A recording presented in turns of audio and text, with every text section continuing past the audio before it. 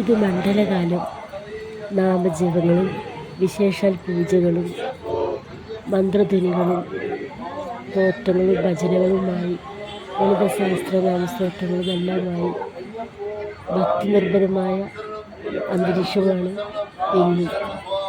അതുപോലെ ഇവിടെ അടുത്തുള്ള മണിപ്പുഴ ഭഗവതിയുടെ ക്ഷേത്രത്തിൽ നിന്ന് ദീപം തെളിയിച്ച് പുറത്തേക്ക് ആനയിച്ച് കൊണ്ടുവന്ന് അപ്പാവിനെ ഏൽപ്പിക്കുന്നുണ്ട്. ഈ ദീപവുമായി അമ്പലത്തിലുള്ള മണിപ്പുഴയിലെ തമിഴ് ബ്രാഹ്മണ സമൂഹം മഠത്തിലെ ക്ഷേത്രത്തിൽ കൊണ്ടുപോയി തെളിയിക്കാനായി പോവുകയാണ്.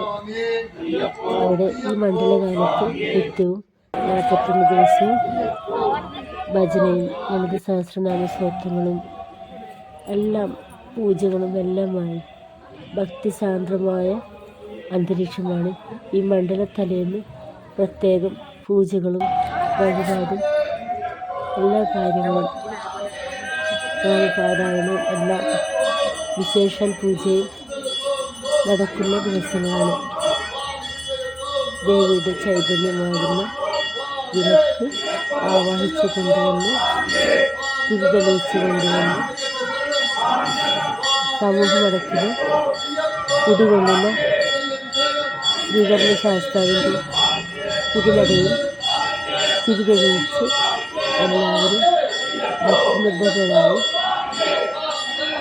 ഭഗവാന് വിവിധ സുഗന്ധ ധൂപങ്ങളാലും പുഷ്പങ്ങളാലും ദീപങ്ങളാലും അലങ്കൃതമായ ഭക്തിനിർഭരമായ ദീപാരാധന കഴിഞ്ഞിരിക്കുന്നു.